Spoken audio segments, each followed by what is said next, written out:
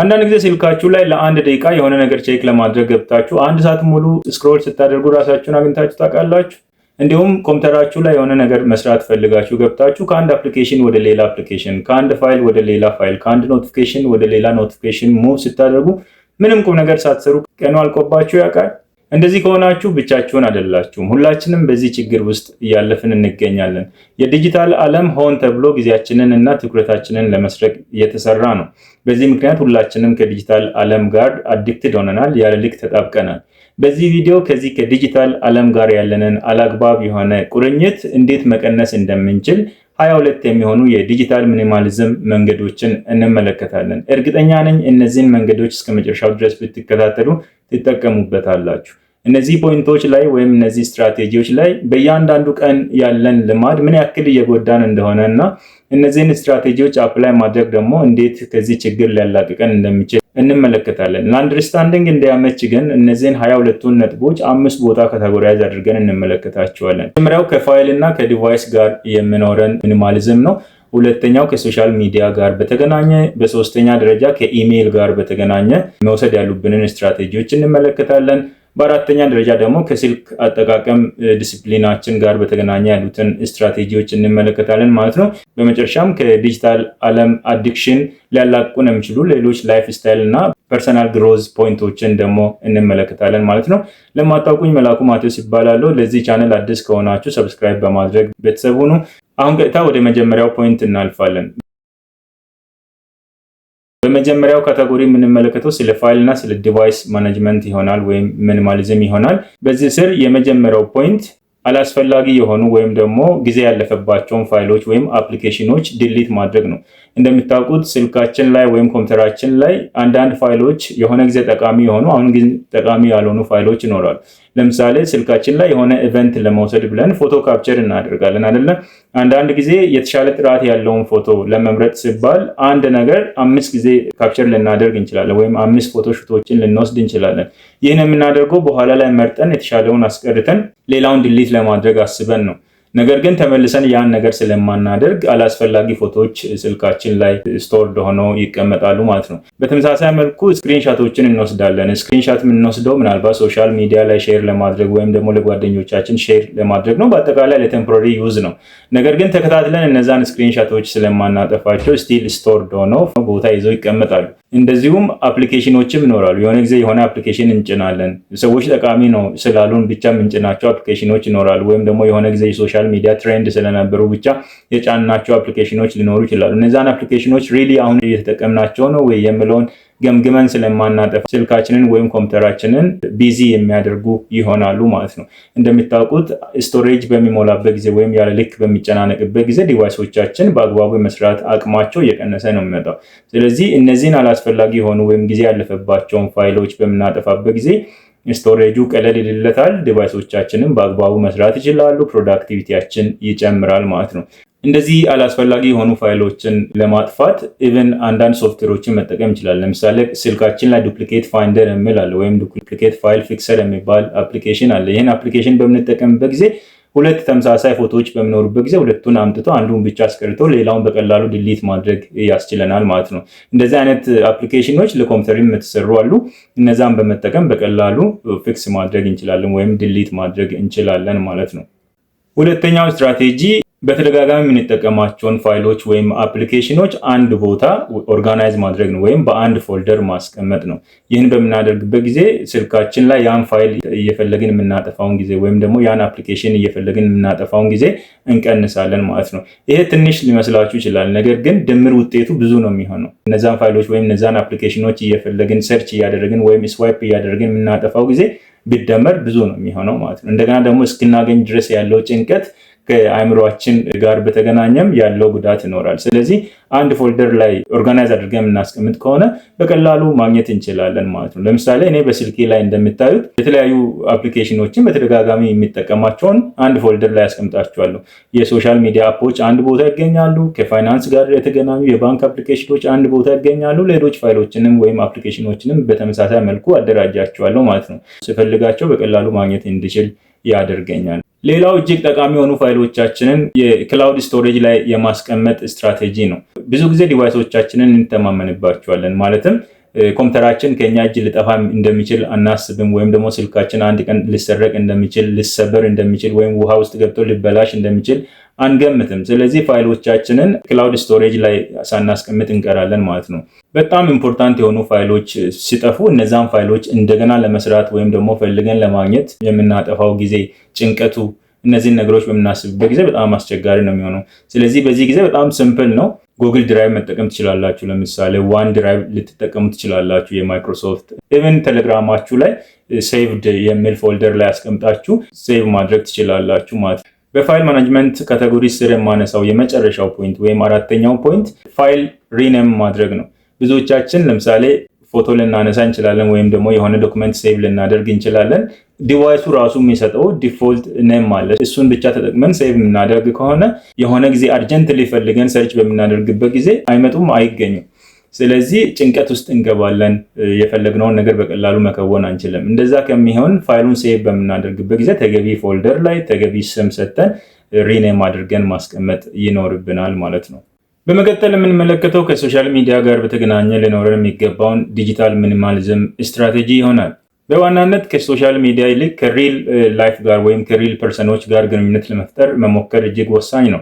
አንድ ሰው ስናገር እንደሰማሁት ዲጂታል ሚዲያ ወይም ይሄ ሶሻል ሚዲያ ከቅርብ ሰዎቻችን ጋር እያራራቀን ከሩቅ ሰዎች ጋር እያቀራረበን ነው የሚል ሀሳብ ተናግሮ ነበር። እጅግ ጠቃሚ ፖይንት ይመስለኛል። ከቅርብ ሰዎቻችን ጋር እየተራራቅን ነው። ኢቨን አንዳንድ ጊዜ አንድ ላይ ተቀምጠን ራሱ ሁላችንም ስልኮቻችን ላይ ነን። ነገር ግን ከሩቅ ሰዎች ጋር እየተገናኘን ነው። ሪል ፐርሰን ከቪርቹዋል ፐርሰን ይልቅ ለእኛ የቀረበ ነው፣ ኦር ደግሞ የተሻለ ኢሞሽናል አታችመንት ያለው ነው። ነገር ግን ሶሻል ሚዲያ ላይ ለምሳሌ ቻት ስናደርግ ሜሴጆች ቶሎ ሲሄዱ ሲመለሱ፣ ሪፕላዮች ምናምን፣ ሪአክሽኖች፣ እነዚህ ነገሮች ተጣብቀን ከዛ ነገር ጋር እንድንቀመጥ ታስቦ ስለተሰሩ ነው እንጂ ሪሊ የሚጠቅመን ግን ከሪል ፐርሰን ጋር ያለን ግንኙነት ነው የሚሆነው ማለት ነው።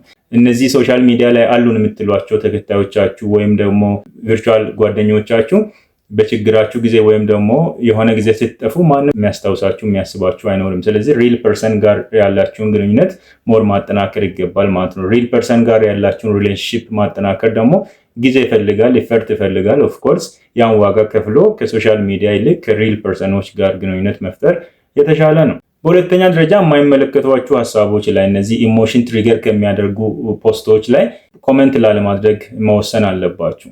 ኮመንት በምታደርጉበት ጊዜ ለነዛ ኮመንቶች የሚሰጡ ሪፕላዮች፣ ጭቅጭቆች፣ ስድድቦች ከዛ ነገር ጋር አታች ያደርጓችኋል። ትናደዳላችሁ፣ ስሜታዊ ትሆናላችሁ፣ ወይም ስሜታችሁ ሊጎዳ ይችላል ሰዎች ላይ በሚያደርጉላችሁ ነገር እና በማይመለከታችሁ ነገር ላይ ኮመንት ከማድረግ መቆጠብ አለባችሁ። እኔ ለምሳሌ ብዙ ጊዜ ኮመንት ለማድረግ እነሳሳና አንዳንድ ነገር አናዶኝ ኮመንት ላደርግ ገባና ኮመንት ጽፌ የሚሰርዝባቸው ጊዜያቶች በጣም ብዙ ናቸው። ምክንያቱም ሪሊ ይሄ ኮመንት ይሄን ነገር ይቀይረዋል ወይ ብዬ ስለማስብ ድሊት አደርገዋለሁ። ፖለቲካል ኢሹ ሊሆን ይችላል፣ ሌሎች ማህበራዊ ሆነ ኢኮኖሚያዊ ጉዳዮች ላይ ሊሆን ይችላል። የእናንተ ኮመንት ብዙም ኢፌክት የማያመጣ ከሆነ ይልቅ እዛ ላይ ሊመጣ የሚችል ማቹርድ ሆነም ያልሆነም ሰው መጥቶ ኮመንቶችን በሚሰጥበት ጊዜ በእያንዳንዱ ሰዓት ኖቲፋይ ያደረጋችሁ ወደዛ እየገባችሁ አታችድ እንድትሆኑ ስለሚያደርጋችሁ የዕለት ተዕለት ስራዎቻችሁን ሳትሰሩ እንድትውሉ ስለሚያደርጋችሁና ማይንዳችሁን ስለሚይዝ እጅግ ይጎዳችኋል ማለት ነው። ስለዚህ አላስፈላጊ የሆኑ ፖስቶች ላይ ወይም ደግሞ የማይመለከቷችሁ ጉዳዮች ላይ ገብታችሁ መጨቃጨቅ የለባችሁም። ከማታውቋቸው ሰዎች ጋር ከስትሬንጀሮች ጋር ተጨቃጭቃችሁ የምታሸንፉት ነገር የለም። ሌላው ቫልዩ አድ የማያደርጉ ፕሮፋይሎችን ወይም ፔጆችን አንፎሎ ማድረግ አለባችሁ። የሆነ ጊዜ ፈልጋችሁት ፎሎ ያደረጋችሁት ፔጅ ሊሆን ይችላል። አሁን ግን ኢሬሌቫንት ሊሆን ይችላል ከደረሳችሁበት ደረጃ አንጻር ወይም ደግሞ ካላችሁበት ኤንቫይሮንመንት አንጻር ማለት ነው።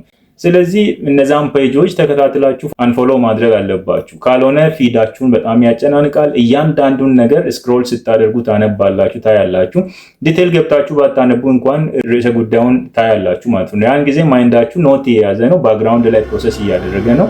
ስለዚህ በኋላ ለምትሰሩት ነገር ኢፌክት ይኖረዋል። ለምሳሌ በቀላሉ ኢከለ ሞተ፣ እዚህ ቦታ የመኪና አደጋ ደረሰ፣ እንትና እንደዚህ ሆነ የሚል ነገር በምታነቡበት ጊዜ ሐሳባችሁን የሚያስጨንቁ ነገሮች በኋላ ላይ ፕሮሰስ እንድታደርጉ ያለ ልክ እንድታዝኑ እንድትደነግጡ የሚያደርጉ ነገሮች ምንም አይጠቅሟችሁም። አፍተር ኦል የሳምባዲ አያት ሞተ ያን ያክል እናንተ የምታደርጉት ነገር የለም ማለት የማይመለከታችሁ ጉዳይ ነው። እንትና ገባ ዳስ ናት ኢምፖርታንት ለእናንተና ኢምፖርታንት የሆኑ የቅርብ ጓደኞቻችሁን ብቻ አስቀምጣችሁ የሌሎቹን አንፎሎ ማድረግ ይኖርባችኋል ማለት ነው። በኢንፎርሜሽን ብዛት ራሳችሁን አእምሯችሁን ቢዚ ማድረግ አይጠበቅባችሁም። በጣም ፕሮዳክቲቪቲያችሁን አፌክት የሚያደርግ አደገኛ ነገር ስለሆነ ማለት ነው። በሶስተኛ ካቴጎሪ የምንመለከተው ከኢሜይል ጋር የተገናኘ ስትራቴጂ ነው። የመጀመሪያው ፖይንት ኦልዌይስ ኢንቦክሳችሁን ክሊር ማድረግ ይኖርባችኋል። ኢንቦክሳችሁ ላይ የተለያዩ ኢሜይሎች ይገባሉ። አስፈላጊ የሆኑም ያልሆኑም ኢሜይሎች ይገባሉ። በተለይ ፕሮሞሽናል ኢሜይሎች፣ የሆነ ጊዜ ሰብስክራይብ ያደረጋችኋቸው ጋዜጦች፣ ሌሎች ሶሻል ሚዲያዎች ኢሜይል ይልኩላችኋል። እነዚህ ኢሜይሎች ቅድም እንዳልነው አላስፈላጊ ኢንፎርሜሽን ወደ ማይንዳችሁ በማስገባት ቢዚ የሚያደርጓችሁ ናቸው። ከፍታችሁ ባታነቡ እንኳን ርዕሱ ራሱ ሳብጀክቱ ራሱ ሀሳባችሁ ውስጥ የሚገባ ለማይንድ አሳይመንት የሚሰጥ ስለሚሆን በየጊዜው እያጠፉ ኢንቦክሱ እንዳይጨናነቅ ማድረግ ይኖርባቸዋል ማለት ነው። ሁለተኛው ነጥብ ቅድም ለሶሻል ሚዲያ እንዳነሳ ነው አላስፈላጊ የሆኑ ሰብስክራይብ ያደረጋችኋቸውን ዌብሳይቶች አንሰብስክራይብ ማድረግ ይኖርባቸዋል ማለት ነው። የሆነ ጊዜ ይጠቅመኛል ብላችሁ ሰብስክራይብ ያደረጋችሁት ጋዜጣ አሁን ላይ የማይጠቅማችሁ ከሆነ በየጊዜው ከኢሜይል እየላከ የሚያስቸግራችሁ ከሆነ አንሰብስክራይብ ብታደርጉ እጅግ ይጠቅማችኋል። እነዚህን ሶርሶች አንሰብስክራይብ ማድረግ ልክ የሆነ ከውጭ የሚረብሽ ነገር ስኖር በራችሁን እንደመዝጋት ቁጠሩት። እጅግ ጠቃሚ ነገር ነው። ከኢሜይል ጋር በተገናኘ ሶስተኛው ነጥብ ኢሜይል ቼክ የምታደርጉበትን ስፔሲፊክ ታይም አሬንጅ ማድረግ ይኖርባችኋል። በየቀኑ ስራ ከመጀመራችሁ በፊት ጠዋት 2 ሰዓት ላይ ሊሆን ይችላል፣ ኦር ደግሞ ከሰዓት ከምሳ በኋላ ሊሆን ይችላል። የሆነ ታይም ኖሯችሁ ስፔሲፊካሊ ብታደርጉት የተሻለ ነው የሚሆነው። በየደቂቃው እዛ ውስጥ የምትገቡ ከሆነ ለአላስፈላጊ ኢሜይሎችም ትጋለጣላችሁ። ጊዜያችሁ አላግባብ ሊባክን ይችላል ማለት ነው። በቀን 2ቴም ሊሆን ይችላል፣ 3ቴም ሊሆን ይችላል። ግን በየትኛው ሰዓት የሚለውን ስፔሲፊክ ታይም መወሰን ይኖርባቸዋል ማለት ነው። አሁን ደግሞ ከስማርትፎን አጠቃቀም ጋር በተገናኘ ነጥቦችን እናነሳለን። የመጀመሪያውና በጣም ኢምፖርታንቱ ነገር ኖቲፊኬሽኖችን መዝጋት ነው። እያንዳንዳቸው አፖች ኖቲፊኬሽን መላክ ይፈልጋሉ። በተለይ ኖቲፊኬሽናቸውን በከለር በሳውንድ ምናምን እያሳመሩ አቴንሽናችሁን ለመስረቅ ይፈልጋሉ ማለት ነው። ኢቭን ኮምፒት ያደርጋሉ፣ እንድትከፍቷቸው ይጨቀጭቋቸዋል። አንዳንድ ጊዜ ኖቲፊኬሽኖችን በምትዘጉበት ጊዜ ለምሳሌ ኖቲፊኬሽን ዘግተሃል ክፈት ምናምን እያሉ ይነዘንዟቸዋል። ለምሳሌ እኔ በጣም ከኢሜይል ወይም ደግሞ በጣም ኢምፖርታንት ከምለው አፕሊኬሽን በስተቀር ሌሎቹ ኖቲፊኬሽን የመላክ ፈቃድ አይሰጣቸውም። ይህን በማድረጋችሁ ሜንታል ፍሪደም ታገኛላችሁ። አት ታይም የምትሰሩት ስራ ላይ ብቻ ፎከስ ማድረግ ያስችላችኋል። ሁለተኛው ነጥብ በቀን ውስጥ ከስልክ ነፃ የሆነ ደቂቃ ሊኖራችሁ ይችላል። 30 ደቂቃ ሊሆን ይችላል፣ 1 ሰዓት ሊሆን ይችላል። ሰዎች ናችሁ፣ ትደክማላችሁ፣ ማይንዳችሁ ኖይዚ ይሆናል፣ ሰላም ይፈልጋል፣ ሳይለንት መሆን ይፈልጋል። ስለዚህ ፎን ፍሪ የሆነ ታይም አበጅታችሁ በዛ መሰረት ብትንቀሳቀሱ ለአእምሯችሁ ሰላም ትሰጣላችሁ። አእምሯችሁ ማሰብ የሚችልበትን ወይም ደግሞ ሪፍሬሽ ማድረግ የሚችልበትን አቅም ትሰጣላችሁ ማለት ነው። ሶስተኛው ነጥብ ስልካችሁ ውስጥ አላስፈላጊ የሆኑ ኮንታክቶችን፣ ጊዜ ያለፈባቸውን ኮንታክቶች ድሊት ማድረግ እንዳትረሱ። ለአጭር ጊዜ ስራ ወይም ደግሞ ለአጭር ጊዜ ኮንታክት ፈልጋችሁ ሴቭ ያደረጋችሁት ስልክ አሁን ላይ ምንም አይጠቅማችሁም። ሳምባዲን ፈልጋችሁ ኮንታክት ሰርች በሚታደርጉበት ጊዜ አፒር ያደርጋሉ። አፒር ማድረጋቸው ምን ችግር አለው ልትሉ ትችላላችሁ። ነገር ግን you are thinking about that person፣ ያ ሰው የት እንደተገናኛችሁ እንዴት እንደነበር መልኩን እያስታውሳችሁ ምናምን ታሳልፋላችሁ። ለእናንተ ክሊርሊ ይሄን ነገር ላታስቡ ትችላላችሁ። ማይንዳችሁ ግን ፕሮሰስ እያደረገ ነውና ከዚህ በኋላ የማልፈልገው ኮንታክት ነው የምትሉትን ሁሉ ዲሊት ማድረግ ይኖርባችኋል ማለት ነው። ሌላው ከስልክ አጠቃቀም ጋር ኢምፖርታንት የሆነ ፖይንት ዳርክ ሞድ መጠቀም ነው። ዳርክ ሞድ የተለያዩ አፕሊኬሽኖች ላይ ይኖራል፣ የዲቫይሳችሁ ሴቲንግ ላይም ይኖራል። ይህም አይናችሁን እንዳይጎዳ ይረዳችኋል ማለት ነው። አይናችሁ ስትሬስድ እንዳይሆን ወይም ደግሞ በጊዜ ቆይታ እንዳይጎዳ ያግዛችኋል። ከስክሪን ላይ የሚወጡ ጨረሮች አይናችንን እጅግ እንደሚጎዱ ከብዙ ምንጮች እንደሰማችሁ ተስፋ አደርጋለሁ። ሌላው ከስልክ አጠቃቀም ጋር በተገናኘ ኢምፖርታንት ነገር ቀናችሁን በስልክ ጀምራችሁ በስልክ አትጨርሱት። ያ ማለት ገና ከእንቅልፋችሁ እንደነቃችሁ ስልካችሁን ከፍታችሁ ስክሮል ምናምን አታድርጉ። በቀን ውስጥ ለምትሰሯቸው ለምትውሉት ውሎ እጅግ ወሳኝ የሆነ ነገር ስለሆነ ማለት ነው። በጠዋቱ የምታገኙት ኢንፎርሜሽን ቅድም እንዳነሳሁት አላስፈላጊ የሚያስደነግጡ፣ የሚያሳዝኑ፣ የሚያስጨንቁ መረጃዎች ቀኑን ሙሉ በምትሰሩበት ጊዜ ባክግራውንድ ላይ የተመላለሱ በአግባቡ ስራችሁን እንዳትከውኑ የሚያደርጓችሁ ነገሮች ስለሆኑ ማለት ነው። በተመሳሳይ መልኩ ማታ ከመተኛታችሁ በፊት ስልክ ጎርጉራችሁ ወይም ስክሮል አድርጋችሁ የምትተኙ ከሆነ ሰላማዊ እንቅልፍ እንዳተኙ፣ ኳሊቲ እንቅልፍ እንዳተኙ ያደርጓቸዋል። አስቡት፣ ለምሳሌ 4 ሰዓት ላይ ስክሮል እያደረጋችሁ ሳምባዲ በመኪና አደጋ ሞተ የሚል ዜና የምትሰሙ ከሆነ ምን ያክል ሊያስጨንቃችሁ እንደሚችል፣ ሌሎችም አላስፈላጊ የሆኑ መረጃዎችን አእምሯችሁ ውስጥ ትሞላላችሁ። በኋላ በሚተኙበት ጊዜ አእምሯችሁ ያን ነገር ወደ ህልም እየቀየረ በቅዠት ፎርም ምናምን እያመጣ ኳሊቲ እንቅልፍ እንዳተኙ ያደርጋችኋል። ኳሊቲ እንቅልፍ ካልተኛችሁ ደግሞ በማግስቱ ለምትሰሩት ስራ ፕሮዳክቲቭ ሆናችሁ ልትውሉ አትችሉም። ኦልዌይስ ስትሬስድ ሆናችሁ ደብሯችሁ ምናምን ነው የምትውሉት እና ቀናችሁን በስልክ ባለመጀመር በስልክ ባለመዝጋት ይህን ነገር መከላከል ትችላላችሁ ማለት ነው። ሌላው ስልካችሁ ላይ ያሉ ሱስ የሚያስይዙ ጌሞችን ዲሊት ማድረግ አለባችሁ። እነዚህ ጌሞች ወይም ጨዋታዎች ሆን ተብሎ አይምሯችሁን አትራክት አድርገው እንዲይዙ ተደርገው የተሰሩ ናቸው። የሆኑ ሽልማቶችን እየሰጧችሁ ፌል የምታደርጉባቸውን ፖይንቶች እያዘጋጁ እየተጨነቃችሁ የሆነ ነገር ሞክራችሁ ሪዋርድ እየተደረጋችሁ ኤክሳይትድ እየሆናችሁ እንድትቀጥሉና ለደቂቃዎች አስባችሁ ገብታችሁ ለሰዓታት እንድትቀመጡ የሚያደርጉ ናቸው። ከዚህም ባለፈ ስልኮቻችሁንም ወይም ደግሞ ኮምፒውተሮቻችሁንም የሚጎዱ ናቸው። በተለይ ባትሪ ላይፍ የሚጎዱ ነገሮች ናቸው። ስለዚህ ጌሞችን በተቻለ መጠን ባትጫወቱ እመክራችኋለሁ። እኔ በበኩሌ ጌም የሚጫወት ሰው አይደለሁም። ምንም ተጎድቻለሁ ብዬም አላስብም። ነገር ግን ሁሉም ሰው እንደነ ይሆን ማለት አልችልም። ጌሞችን የምትወዱ ሰዎች ልትኖሩ ትችላላችሁ። ወር ደግሞ ከጌም ጋር በተገናኘ ሌሎች ስራዎችን የምትሰሩ ሰዎችም ልትኖሩ ስለሚችሉ ሱስ የሚያስይዙትን ለይታችሁ ዲሊት ማድረግ ይኖርባችኋል።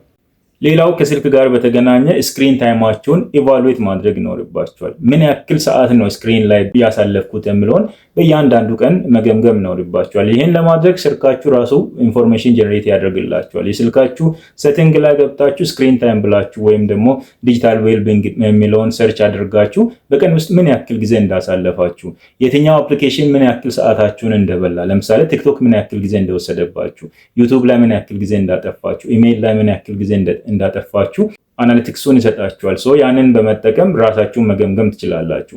በአንድ ቀን ውስጥ 9 ሰዓት ስልክ ስክሪን ላይ አጥፍታችሁ ከሆነ አደጋ ላይ ናችሁ።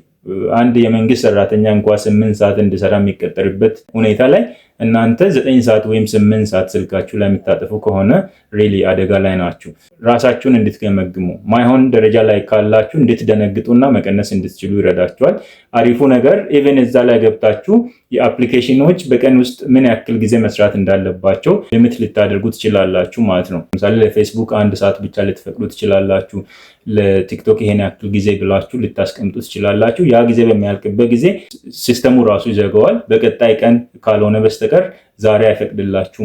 ከስልክ ጋር በተገናኘ የማነሳው የመጨረሻው ነጥብ በተቻለ መጠን ኦፍላይን ለመሆን ሞክሩ።